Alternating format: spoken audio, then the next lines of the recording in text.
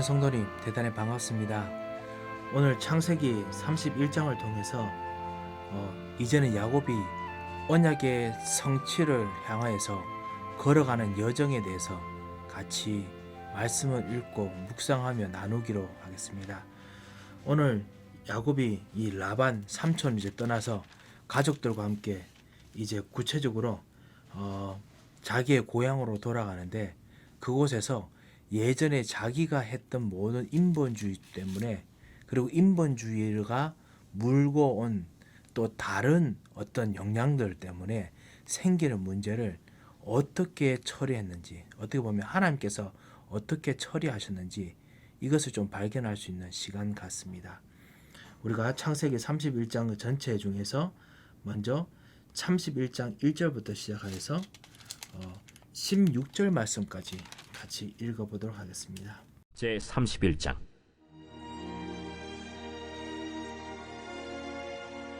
야곱이 라반의 아들들이 하는 말을 들은즉, 야곱이 우리 아버지의 소유를 다 빼앗고 우리 아버지의 소유로 말미암아 이 모든 재물을 보았다. 야곱이 라반의 안색을 본즉 자기에게 대하여 전과 같이 아니하더라.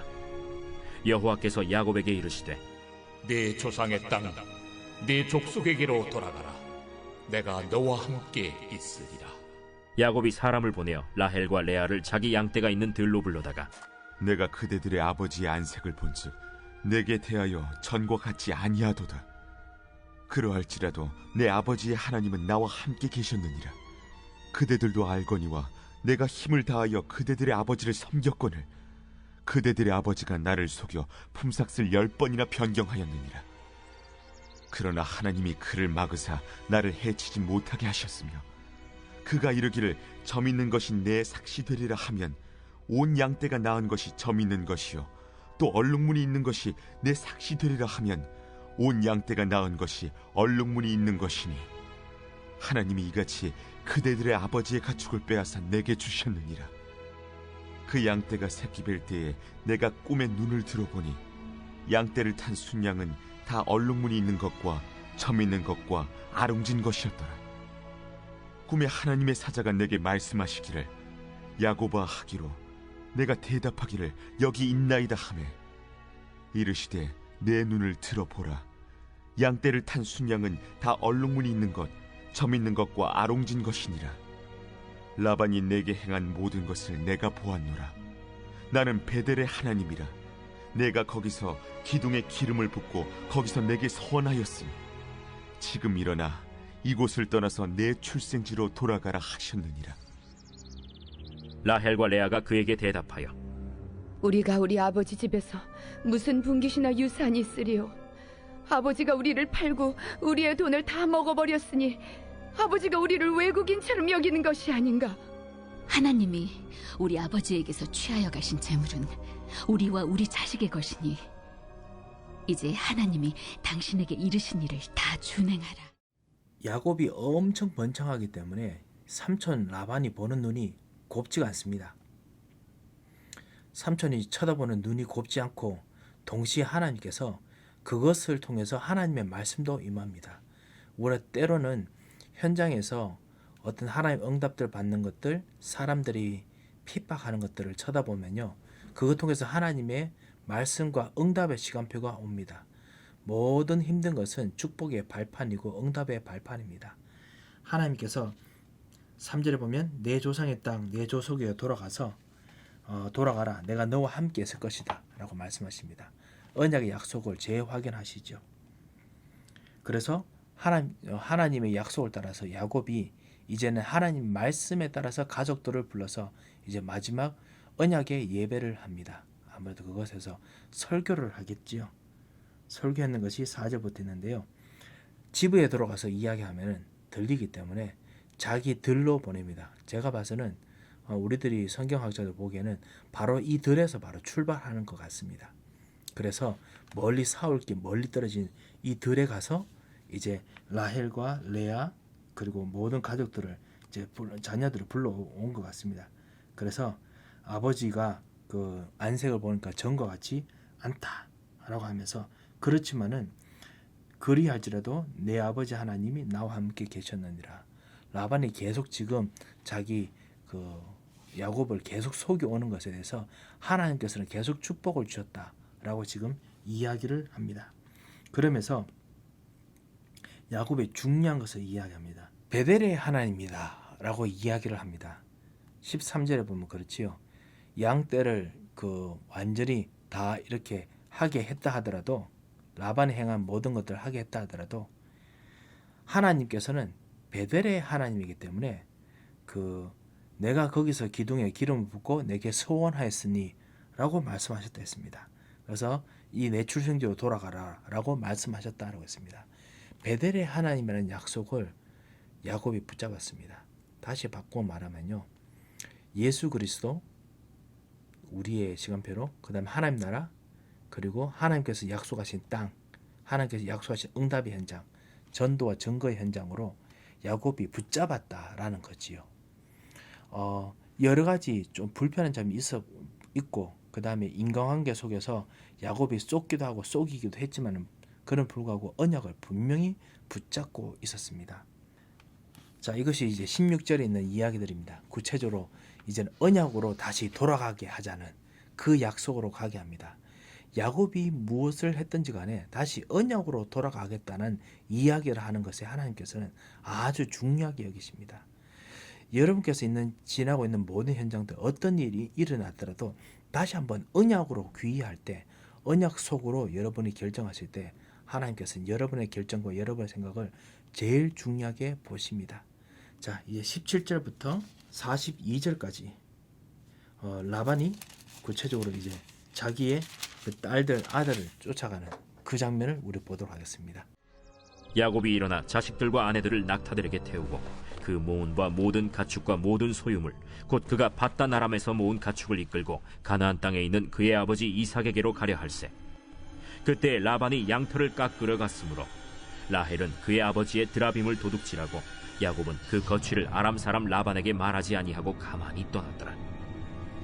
그가 그의 모든 소유를 이끌고 강을 건너 길르앗 산을 향하여 도망한 지 3일 만에 야곱이 도망한 것이 라반에게 들린지라. 라반이 그의 형제를 거느리고 7일 길을 쫓아가 길르앗 산에서 그에게 이르렀더니 밤에 하나님이 아람 사람 라반에게 현몽하여 이르시되, 너는 삼가 야곱에게 선악간에 말하지 말라. 라반이 야곱을 뒤쫓아 이르렀으니 야곱이 그 산에 장막을 친지라. 라반이 그 형제와 더불어 길르앗 산에 장막을 치고 라반이 야곱에게 이르되, 내가 나를 속이고 내 딸들을 칼에 사로잡힌 자같이 끌고 갔으니 어찌 이같이 하였느냐?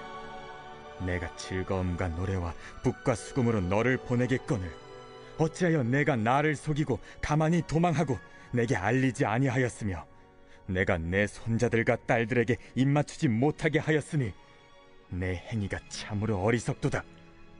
너를 해할 만한 능력이 내 손에 있으나 너희 아버지의 하나님이 어젯밤에 내게 말씀하시기를 너는 삼가 야곱에게 선악간에 말하지 말라 하셨느니라. 이제 내가 내 아버지 집을 사모하여 돌아가려는 것은 옳거니와 어찌 내 신을 도둑질하였느냐? 내가 생각하기를 외삼촌이 외삼촌의 딸들을 내게서 억지로 빼앗으리라 하여 두려워하였음이니이다. 외삼촌의 신을 누구에게서 찾든지 그는 살지 못할 것이요, 우리 형제들 앞에서 무엇이든지 외삼촌의 것이 발견되거든 외삼촌에게로 가져가소서. 야곱은 라헬이 그것을 도둑질한 줄을 알지 못함이었더라. 라반이 야곱의 장막에 들어가고 레아의 장막에 들어가고 두 여종의 장막에 들어갔으나 찾지 못하고 레아의 장막에서 나와 라헬의 장막에 들어가매 라헬이 그 드라빔을 가져 낙타 안장 아래에 놓고 그 위에 앉은지라.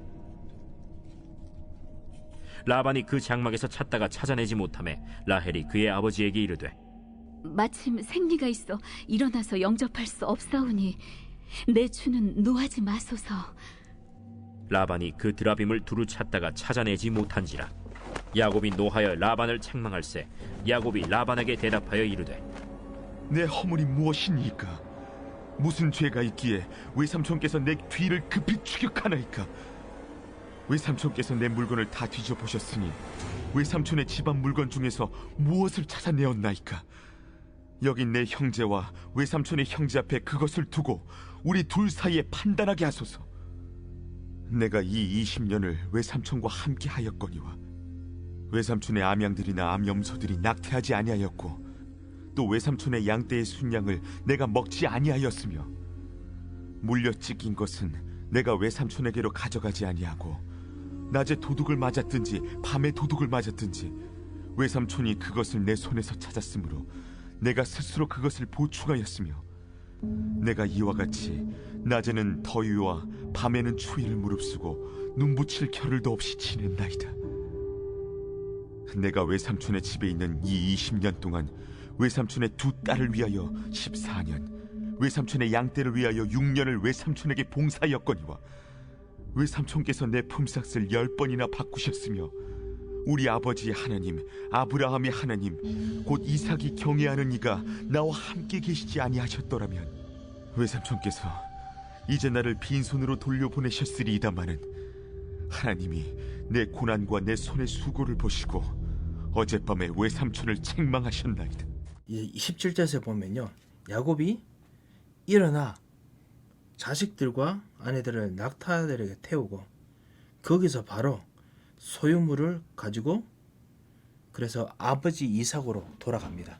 아버지 그 일하는 곳에 모든 것들을 이미 하나 둘씩 다 옮겨놨던 것 같습니다. 되게 주도 면밀하지요. 그래서 구체적으로 갑니다. 라반은 양털을 깎으러 갔다고 했습니다.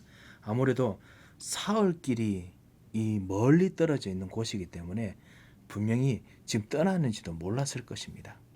그런데 라헬이 거기서 그 아버지의 드라빔을 또 훔쳐갑니다.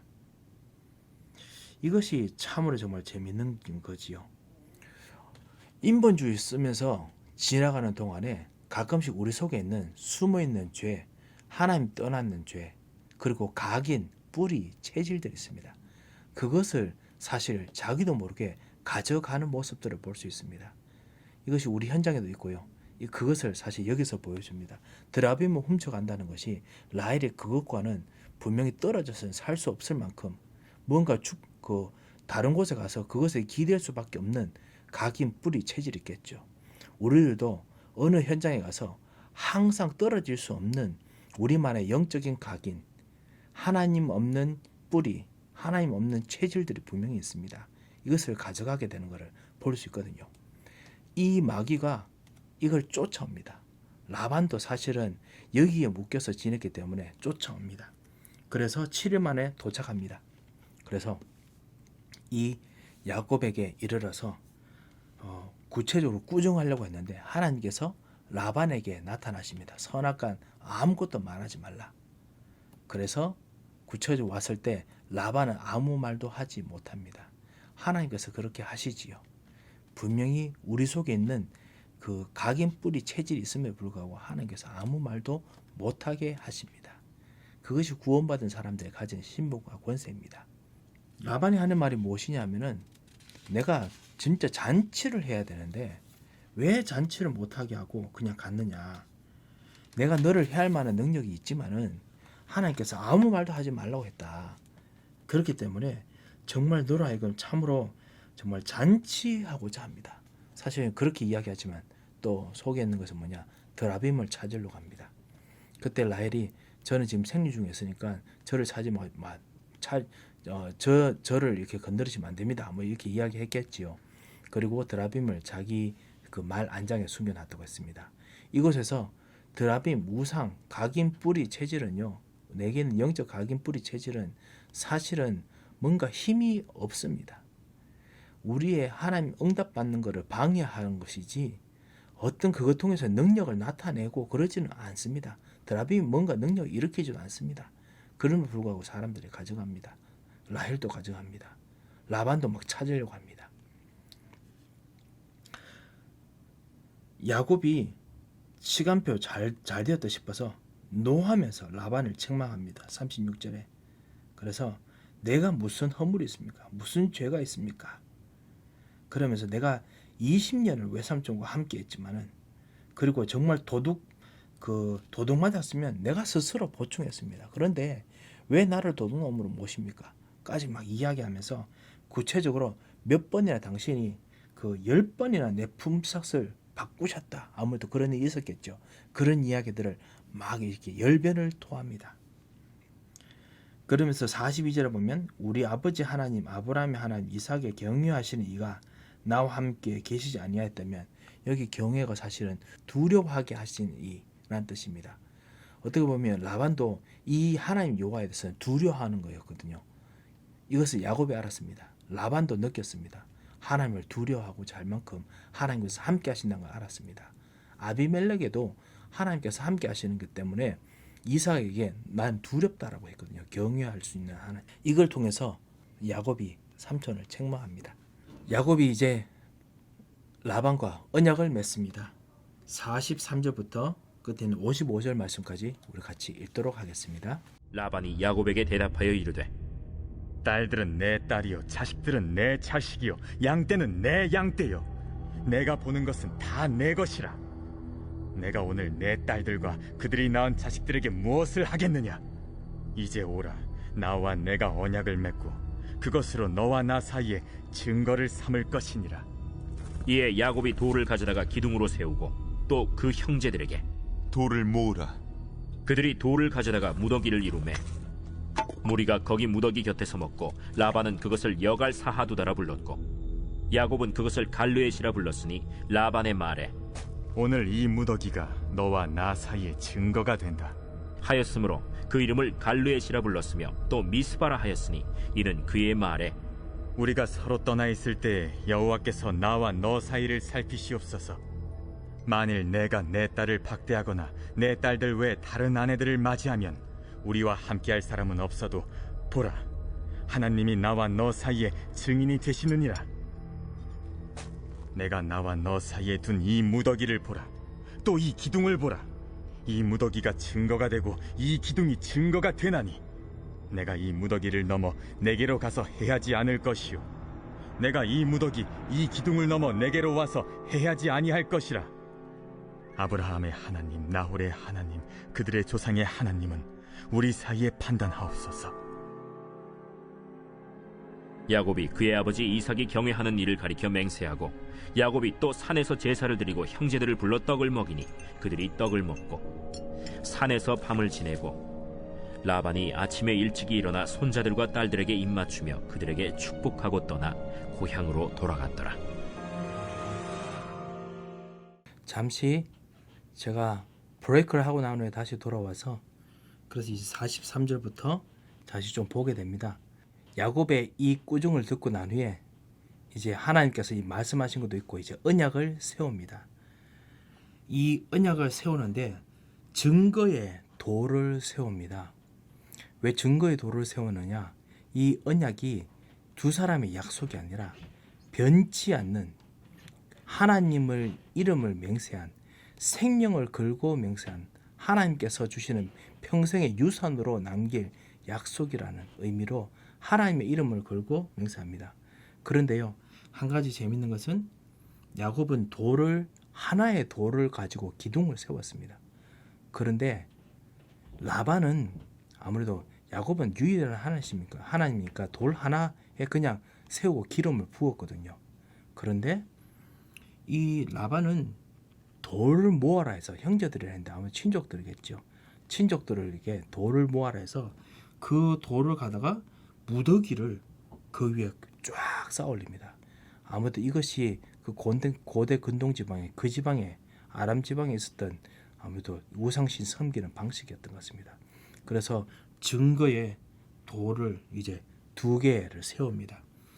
그래서 라반이 그것을 여갈 사두다라 불렀고 야곱은 그것을 갈르엣이라 불렀습니다. 둘 다 증거의 돌 무더기라는 뜻이죠. 증거의 무더기라는 뜻입니다. 그리고 또 미스바라라고 했습니다. 미츠바, 망대라는 뜻인데요. 구체적으로 이거를 유다 지방에 있는 그 아주 중요한 도시의 이름이 됩니다. 나중에요. 북부에 있는 이제 거주지인데요. 이것을 통해서 구체적으로 이제 언약을 세웁니다. 절대로 이곳을 넘지 않도록. 그래서 이거 통해서 아브라함의 하나님, 나홀의 하나님, 그 조상의 하나님께서 우리 사이를 판단하옵소서. 절대로 해하지 않겠습니다. 라고 이야기를 하고 떠나갑니다. 그 사람들의 지금 신의 이름으로 하지만은 아브라함은 분명히 그것을 하나님께서 하시는 신의 이름으로 세웁니다. 그리고 언약을 맺습니다. 아브라함 이걸 통해서 진정으로 살아계신 하나님께서 반드시 언약을 성취함을 불신자들과 같이 있는데 언약으로 남겼습니다. 증거로 남겼습니다. 여러분에게도 이런 증거의 축복들이 있었으면 합니다. 하나님께서는 반드시 언약을 성취하십니다. 아무리 인본주의에 썼다 하더라도, 아무리 힘든 일이 있더라도 하나님께서는 반드시 언약을 성취하십니다. 이 성취하시는 하나님 축복이 여러분에 계속 있으시길 바랍니다. 한 기도하겠습니다. 살아계신 하나님 아버지, 언약을 정말 감사를 드립니다. 주님께서 베푸신 우리의 언약을 성취하시는 참된 축복을 오늘 누리길 원합니다. 주여, 주 예수께서 우리로 하여금 약속하셨던 이 비밀들, 무슨 일이 있어도, 심지어는 우리들이 연약하며 우리들이 다른 것들을 붙잡는 각인 뿌리 체질이라도 우리를 붙드시고 언약대로 역사심을 보았사오니 이제는 언약만 붙잡고 지내는 진정한 삶들 속에 들어가도록 역사하여 주시옵소서.